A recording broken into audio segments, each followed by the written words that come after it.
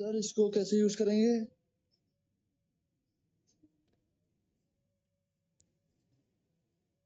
देखो यहाँ पर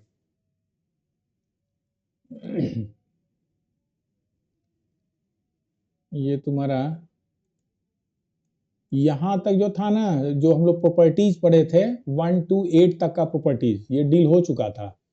ये एक्चुअली डिटर्मिनेंट्स को कैसे with the help of properties हम लोग सॉल्व करेंगे, उस पर ये डिस्कस है, जिसका एक क्वेश्चन हम लोग 4.2 पिछले वाले मतलब एक्सरसाइज यानी पिछले वाले सिलेबस के अनुसार हम लोग कर रहे थे। और अभी वाले सिलेबस में चूंकि तुम्हारा काट दिया गया है और 4.2 एरिया ऑफ ट्रायंगल बेस्ड है, तो इसका कॉन्सेप्ट हम लोग पढ़े थे कोऑर्डिनेट क्लास 10th में। जब कोई ट्रायंगल का वर्टिसेस गिवन होता है, यानी इस तरह का x1 y1 x2 y2 and x3 y3, तो हम इसका एरिया जब निकालेंगे, मतलब ट्रायंगल का एरिया जब निकालोगे तो हाफ और x1 इंटू यहाँ से चलेंगे, इस ऑर्डर में हम लोग काम करेंगे। वो क्या होगा कि अगर आप x1 को लेते हो तो y1 छोड़ो, y2 माइनस y3 करो। जब x2 को हम कंसीडर करेंगे तो y2 छोड़िए, इसके बाद वाला y3 माइनस y1 कंसीडर कीजिए। और जब हम x3 को कंसीडर करेंगे तो y का कोऑर्डिनेट मेरा हो जाएगा नेक्स्ट x3 छोड़कर, यानी y1 माइनस y2। ये ऑर्डर पहले तुमको क्लास 10th में कोऑर्डिनेट सेक्शन में बता दिया गया है।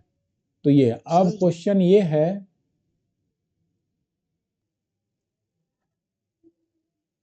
देखो ये जो तुम्हारा 4 point, wait,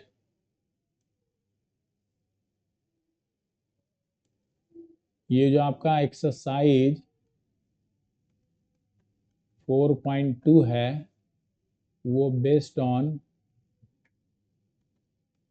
area of triangle है। तो जब हम एरिया ऑफ ट्रायंगल निकालते हैं, मान लीजिए आपके पास ये एक ट्रायंगल है ए जिसका कोऑर्डिनेट गिवन होगा x1 y1 b x2 y2 and c x3 y3। तो यहाँ से कोऑर्डिनेट में हम लोग सीखे थे area of triangle A B C is equal to half of, order में जाएंगे हम लोग, यहाँ ऑर्डर में जाएंगे x1 y1 वर्टिसेस लिख दिए, क्लॉक एंटी क्लॉकवाइज जा रहे हैं, x2 y2 हमने लिखा एंड x3 y3 हमने लिखा। अब जब x1 को कंसिडर, ये ट्रिक हो गया, ये ट्रिक है कैसे रटेंगे, क्योंकि इसका डिडक्शन नहीं है, डिराइव अभी करके दिखा दिए, लेकिन अब ये कैसे याद रखेंगे, तो उसके लिए एक ट्रिक हो गया कि हाफ ऑफ मॉड, चूंकि एरिया जब भी निकालेंगे हो सकता है सॉल्यूशन मेरा निगेटिव में आ जाए, क्योंकि एरिया होता है सरफेस ऑक्युपाइड, मतलब ये जगह जो लिया ना ये आपका एरिया है, तो एरिया कभी निगेटिव नहीं होगा, ये पॉजिटिव ऑलवेज होता है। तो इसके लिए एब्सोल्यूट वैल्यू हमने लिया और कंसीडर ऐसे करेंगे, अगर x1 लें तो इसके y कोऑर्डिनेट छोड़ो और आगे बढ़ते जाओ, तो ये y2 माइनस y3 हो जाएगा। फिर प्लस x2 जब आप लेंगे, तो इसको छोड़िए, y3 माइनस आप y1 लोगे। फिर जब हम x3 कंसिडर करेंगे तो क्या हो जाएगा, यहाँ पर y1 माइनस y2 ये चलेगा, और ये हो गया मेरा एब्सोल्यूट वैल्यू। इसको फाइंड करो, जो आएगा वही स्क्वायर यूनिट आंसर हो गया। ये हो गया in case of coordinate. But अब हम करने जा रहे हैं कि अगर अब इसी एरिया को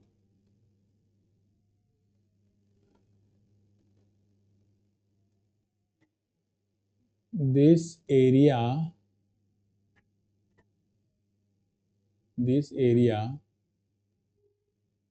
in determinant form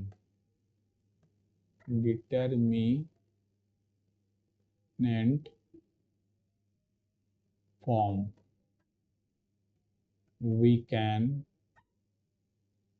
write as, यहाँ हम लोग लिखेंगे area of triangle A B C बराबर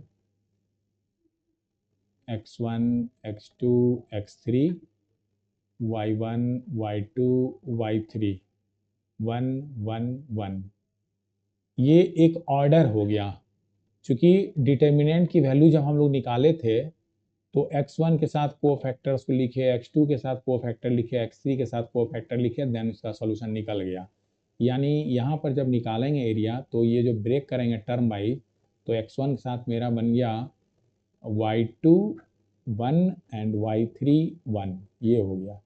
प्लस जब वो x2 के साथ जाओगे तो यहाँ पर तुम्हारा साइन निगेटिव हो जाएगा, तो ये निगेटिव x2 जब कंसिडर हमने किया तब हो गया ये दोनों कैंसिल, y1 1 y3 1।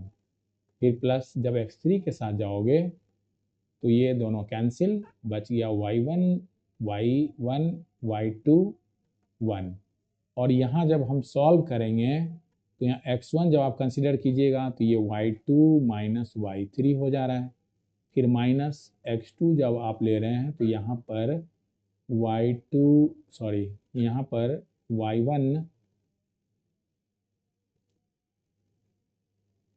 यहाँ पर y1 माइनस y3 हो जा रहा है। फिर प्लस जब x3 आप यहाँ लिए हो तो ये डिटर्मिनेंट टू ऑर्डर वाली जब सॉल्व करते हैं तो ये y1 माइनस y2 ये वैल्यू है। अब जब इस वैल्यू को हम लोग सॉल्व करेंगे, चूंकि ये सब न्यूमेरिकल वैल्यू है तो यहाँ पर निगेटिव हो सकता है, पॉजिटिव भी और पॉजिटिव भी हो सकता है, चूंकि एरिया कभी निगेटिव नहीं होता है। तो इसीलिए एक काम और, चूंकि यहाँ जब हम ये जब ऑर्डर बना दिए तुम्हारे लिए कि एरिया ऑफ ट्रायंगल ये होता है absolute value of this figure, तो इस फिगर को रटना आसान था अकॉर्डिंग टू दिस ट्रिक। इस ट्रिक के अनुसार ये आसान था, लेकिन जब अब हम यहाँ पर आए तब देख रहे हैं कि चेंज मेरा हो गया है, ऑर्डर ही बदल गया है, रटना थोड़ा मुश्किल है। यहाँ पर क्या आ गया, एक चीज़ छूट गया, ये भी जोड़ देना है कि ये एरिया हाफ ऑफ डिटर्मिनेंट के फॉर्म में वैल्यूज को यानी वर्टिसेस को ऐसे लिखेंगे। तो यहाँ पर हाफ ऑफ छूट गया है, लगा दो, हाफ ऑफ छूट गया है, इसे लगा देना है, ठीक है। तो यहाँ पर हम क्या कह रहे हैं कि ये जब ऑर्डर लिए हैं तो x1 के साथ देखो 2 3 आ रहा है, 2 के साथ 1 3 आ रहा है, फिर 3 के साथ 1 2 आ रहा है, यानी ऑर्डर मिसमैच हो गया। तो इस ऑर्डर में लाने के लिए हमने क्या किया, थोड़ा सा चेंजेस कर दिए, है ना। इसमें y2 माइनस y3 तो मेरा ठीक है, देखो यहाँ पर x1 के साथ 2 माइनस 3 ठीक है, और x2 के साथ गड़बड़ है। तो यहाँ माइनस अगर कॉमन ले लेते हैं, यहाँ पर अगर आप माइनस कॉमन ले लीजिएगा तो ये 1/2, फिर x1 y2 माइनस y3 तो रह गया, एंड देन माइनस कॉमन ले लिए तो माइनस माइनस प्लस, x2 के साथ ये ऑर्डर बदल गया, y3 माइनस y1 हो गया, फिर x3 तो ठीक है, इसके साथ y1 माइनस y2 आ गया। यानी जो हम यहाँ फैक्ट दिए थे वो फैक्ट यहाँ आ गया। तो यहाँ पर भी यानी ये पॉजिटिव और निगेटिव आ सकता है सॉल्व करने पर, क्योंकि डिटर्मिनेंट है, ये एब्सोल्यूट वैल्यू नहीं है। और अभी आपको बताया कि एरिया ऑलवेज पॉजिटिव होता है, तो इस चीज़ को एरिया ऑलवेज पॉजिटिव होता है, तो यहीं पर जब हम लोग फाइंड करेंगे आंसर, तो मान लो निकालने पर तुम्हारा आ जा रहा है, जैसे यहाँ पर जब हम फाइंड किए तो एरिया ऑफ ट्रायंगल ABC, ये सॉल्व करने पर मेरा सपोज करो आ जाता है -50 स्क्वायर यूनिट। तो अब हम यहाँ पर लिख देंगे एरिया, देयरफॉर एरिया, ये तो सॉल्यूशन होते होते आंसर -50 आ गया है। तो अब जब लिखेंगे ना area of triangle equal to absolute value of 50 लिखेंगे, और ये हो गया 50 स्क्वायर यूनिट। ऐसे अगर सॉल्व किए ये पॉजिटिव आंसर आ जा रहा है यानी +50 आ जा रहा है, तब तो direct area of triangle ABC equal to हम लोग 50 स्क्वायर यूनिट लिख देंगे। तो यही तुम्हारा कॉन्सेप्ट है कि डिटर्मिनेंट के फॉर्म में एरिया को कैसे हम दिखलाएंगे। अब क्लियर हुआ। तो इस तरह से हमारा फैक्ट क्या निकल कर आया यानी जब इस डिटर्मिनेंट को फाइंड करेंगे area of triangle in form of determinant, तो ये आपका निगेटिव या पॉजिटिव आ सकता है। जैसे यहाँ दिखला है सपोज -50 या +50 आ सकता है।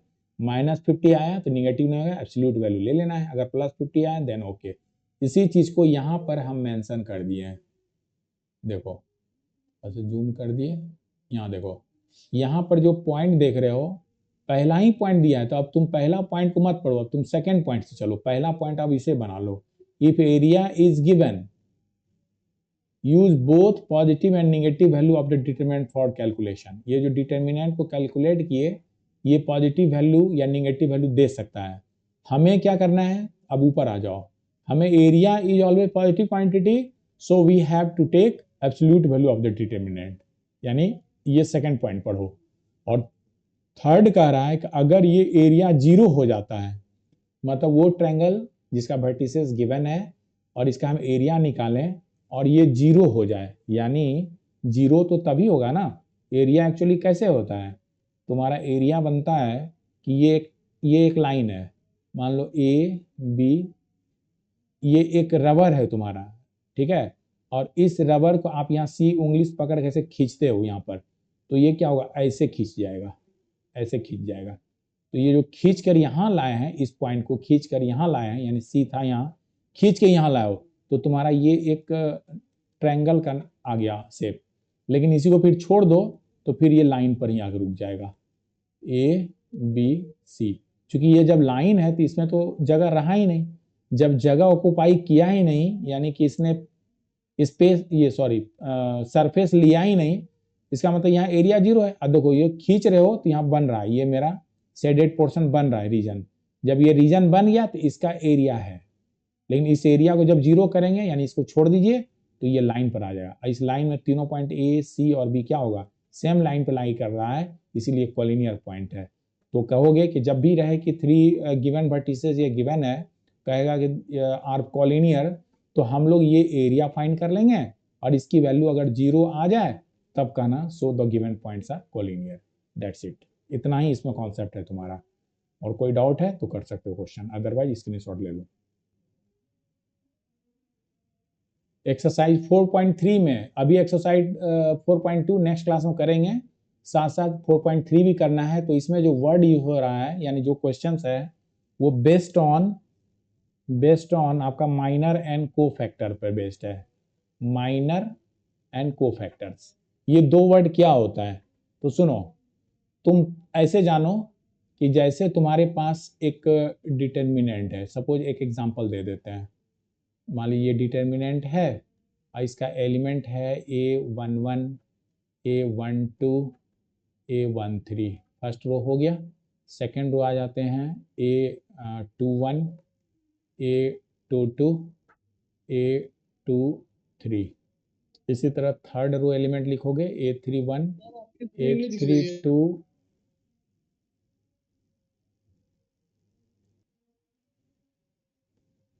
तुम्हारा डिटर्मिनेंट है ये 3 ऑर्डर का, ठीक है, यहाँ लिख दिया एलिमेंट। अब जब हम निकालेंगे A11 यानी माइनर ऑफ है ना, माइनर ऑफ A11 निकाल रहे हो, तो ये क्या हो जाएगा, A11 को साथ वर्टिकली एंड हॉरिजेंटली एलिमेंट को कट करो, जो बच जा रहा है A22 A32 A23 और A33, ये यानी जब इसे सॉल्व करेंगे वही आंसर हो जाएगा। A22 इंटू ऐसे होता है ना, A33 में से घटा दीजिए A32 इंटू A23, जो आएगा वो आंसर हो गया, ये तो ठीक है। इसी तरह अगर तुमसे कहें माइनर सुनो, माइनर ऑफ A11 को, अब इतना लिखने में समय ले रहा है, अगर हम इसको M11 कहें और माइनर ऑफ A, अब इसको तुम अब नहीं लिखेंगे, ये वर्ड ले रहा है समय, है ना, तो सिंबॉलिकली अगर माइनर ऑफ A12 को लेते हैं तो वो हो जाएगा आपका, देखिए 1 2 यहाँ है तो इसके वर्टिकली हॉरिजेंटली एलिमेंट को कट कर दो, जो बच गया उसको लिख दो। तो यहाँ तुम्हारे पास A21 A23 and A31 and A33 हो जा रहा है, और इसे सॉल्व कर देना जैसे ये सॉल्व किए। उसी तरह माइनर ऑफ अगर A13 कंसिडर करें तो 13 यहाँ है, इसको काटो, जो बच गया A21, A22, A31 और A32, इस तरह से फाइंड कर लेंगे। अब इसी तरह से हम लोग माइनर ऑफ 21, 22, 23, 31, 32 और 33 यानी टोटल 9 माइनर्स को निकाल सकते हैं। एक कंडीशन मान लो अगर ऐसा है तो चलो एक ये निकाल देते हैं। अगर आपसे कहें कि माइनर ऑफ A32 निकालिए तो करना क्या है, इसको लेना है और वर्टिकली हॉरिजॉन्टली कट कर दो, जो बच गया डिटरमिनेंट बना दो। तो ये हो गया A11, A21, then A13 and A23, then solve. इस तरह से हम लोग माइनर निकाल देते हैं। और ये तो हो गया माइनर का कॉन्सेप्ट माइनर्स के लिए। अब सुनो, अब है दूसरा वर्ड है कोफैक्टर। कोफैक्टर्स क्या होता है, तो इसमें एक वर्ड जोड़ देते हैं। कोफैक्टर्स क्या हो गया, तो लिखना है it is the minor, it is the minors with proper sign. अब प्रॉपर साइन क्या होगा, यानी -1 टू द पावर, मान लीजिए आप लिख रहे हैं CIJ के लिए लिख रहे हैं, CIJ का लिखना है। जैसे ये था माइनर, MIJ के लिए प्रॉपर्टी हमने लिखा।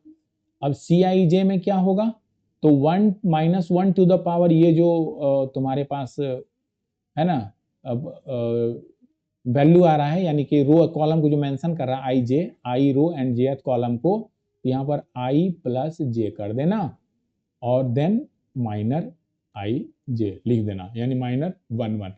अगर ये फार्मूला हो गया, यानी इसको हम लोग ब्लॉक कर लेंगे, यही रिजल्ट है।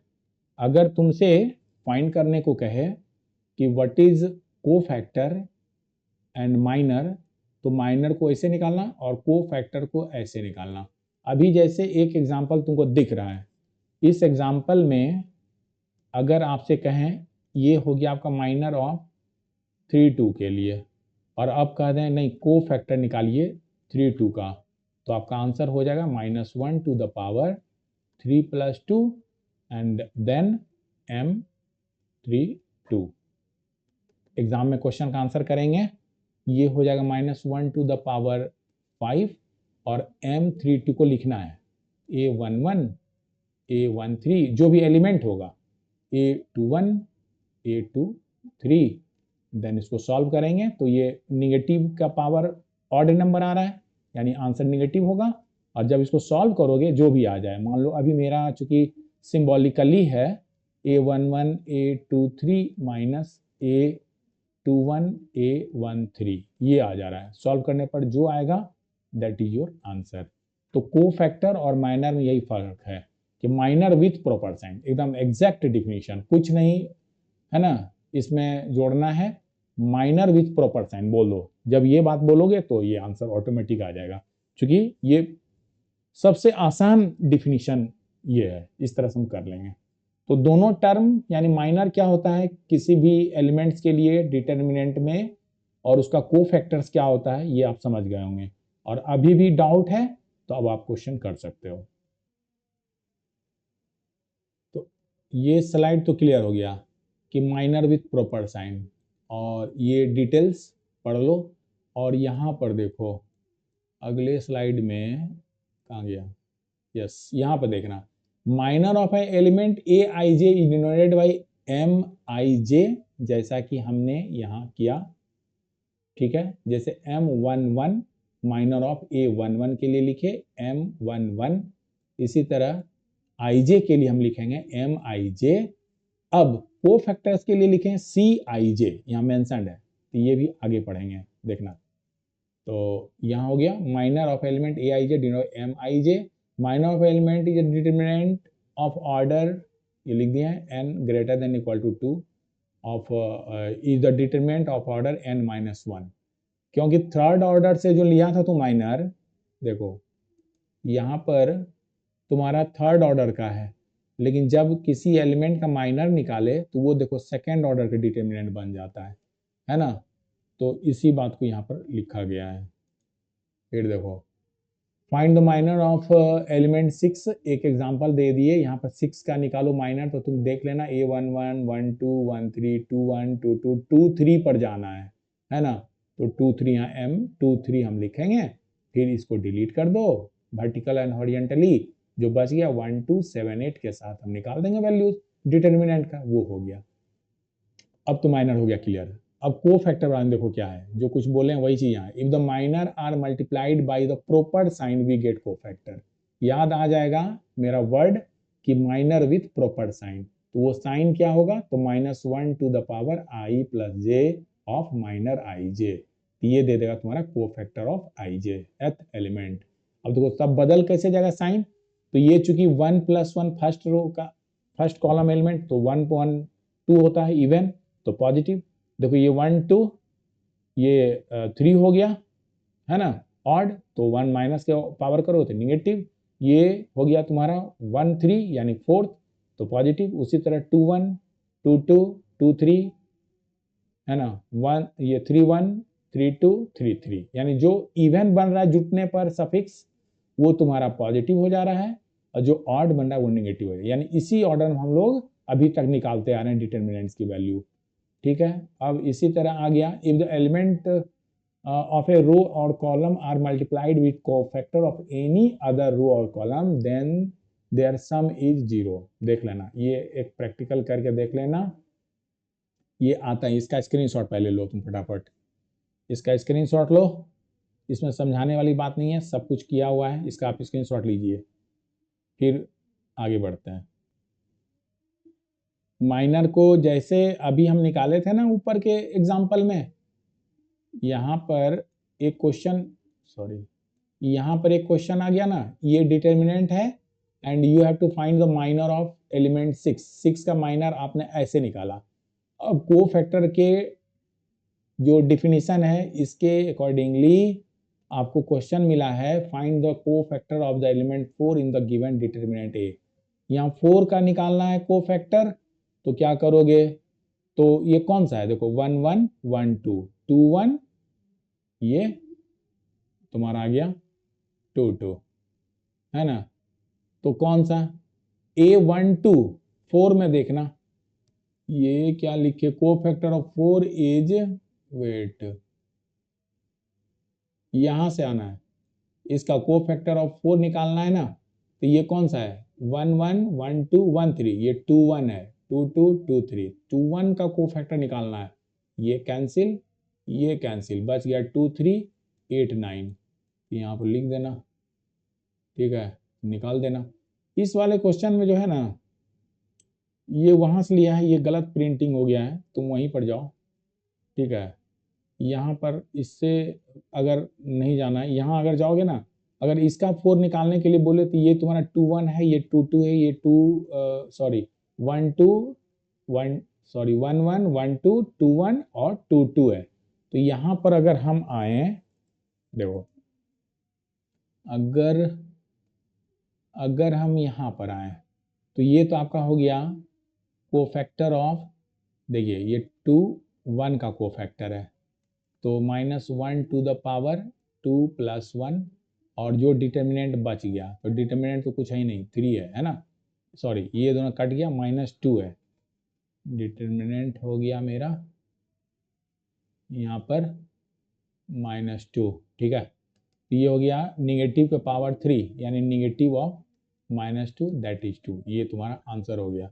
यहाँ पर गड़बड़ हो गया है, इस पर मत जाना, ऐसे बनाना, ठीक है। यही है तुम्हारा कोफैक्टर्स एंड माइनर का कॉन्सेप्ट, जो कि हम लोग एक्सरसाइज 4.3 में पढ़ेंगे, ठीक है। तो आज के लिए इतना ही रहने दो, स्क्रीनशॉट ले लो, फिर मिलते हैं अगले क्लास में इसके क्वेश्चन यानी एक्सरसाइज के साथ, ठीक है।